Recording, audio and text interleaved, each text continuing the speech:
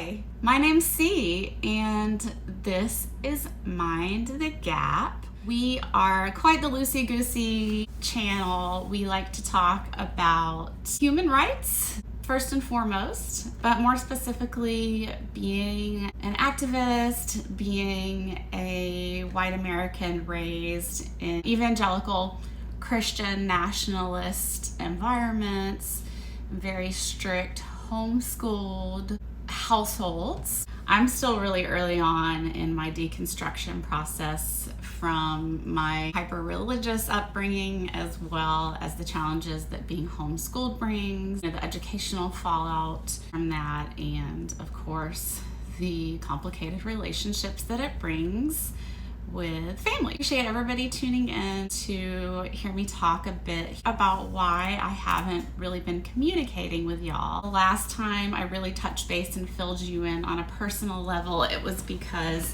we'd had this great Mother's Day reunion, and then within the next 24 hours that all kind of fell apart. Unfortunately, things have not gotten better in that department or changed at all. For my peace of mind and mental health, I set up a boundary that day when she said the words about how she would rather have traumatized me as a small child, just as long as I received that biblical information that she shared with me about the violence that is to come in her version of the end times. And that was the straw that broke the camel's back with me, and I think it was good for me to hear. I set up a boundary of no contact. So I've been very proud of myself. My four sisters couldn't be more supportive in this, my friends, and of course my amazing partner, my husband of 12 years. That being said, I had another development. This is going to be about me and my family life, so if this isn't something that you're interested in hearing about, please stop now. I got a call maybe a week and a half ago from my dad, totally out of the blue. We just won't be able to come to your house today. And I said, come to my house? What are you talking about? And he said, we were supposed to come visit you today and, play with your pets. And I said, what? Where is this coming from? So it turns out we had briefly mentioned it on Mother's Day when things were going well, that this was a day that I had free that would be perfect for them to make the hour trip to my house and see my pets for the first time. And we had briefly discussed it. I mean, they were going to show up in my driveway. And he said, we can't come because I'm sick. And he sounded very sick. He was stuffed up and coughing. I said, oh, I didn't know you were planning on coming today. He's like, well, but we can't, I'm really sick, so we can't come. And I'm like, oh no, I'm sorry you're sick. You sound terrible. And I instantly said, have you had a COVID test? You sound so bad. He completely lost his temper. Why is everyone telling me to get a COVID test? And I said, because you sound really sick. I said, just get the COVID test just to be sure. Well, what difference does it make if I have COVID or not? Well, it would mean you would need to stay home and quarantine. Well, I thought the vaccine was taking care of all this. Why do I need to go get a COVID test? Then proceeded to tell me about someone he knew who had a test, and then a week later she got COVID. And I forgot in the past he's told me he thinks that COVID tests cause people to get COVID.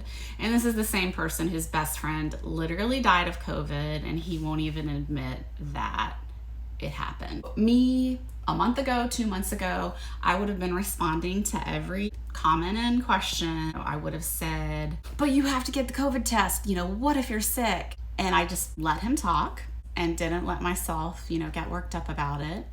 And he said, if I get really sick and end up in the hospital, then they can test me for COVID. I said, okay. And then he yelled, my body, my choice. And I just sat there quietly. Then I said, well, I'm very sorry that you can't come and visit me today. I didn't know about it, but I said, I'm very sorry you can't come visit me today. I'm so sorry you're sick. I hope you'll get a COVID test, and I hope that you'll be okay. And I love you both very much. I hope that you have a wonderful day, and I'll talk to you soon. I love you. Bye-bye. And it was total silence, because it is not my personality at all to respond in that way. My personality is to take it from 0 to 1,000, and next thing you know, he and I are just like, yelling facts and figures at each other, and he's saying incendiary things and using, Fox News words. I had just reached a point where I was like, I'm just not going to do this. I just feel bad for them, and they're not taking care of their bodies or their souls or their hearts or their mental health challenges like their daughters are. We're breaking the cycle, and they're just lost in it. As much as evangelical Christians talk about people being saved and lost, as I deconstruct from their brand of Christianity, I feel less lost than I ever have in my entire life. All of that anger and confusion and frustration from him, all those statements from him took 2 minutes and could have just completely wrecked and destroyed my day, and I just did not allow it this time. This is not to brag on me for just being so wise and knowing the right thing. This was more of me being at the end of my rope and knowing that my body and anxiety just couldn't take another phone call like the one that I had with my mom, where I ended up sobbing and begging for her to apologize for things that happened, 30 years ago. And it was just me being exhausted. I'm not bragging about incredible restraint that I displayed. It was just me being too exhausted to fight back, realizing that I've been trying to fight what is such a lost cause. It's just been too much for me to even address, in combination with all the anti-vaxxing, which is why I have not physically been able to come on Mind the Gap and talk about it. Black Lives Matter, Mind the Gap.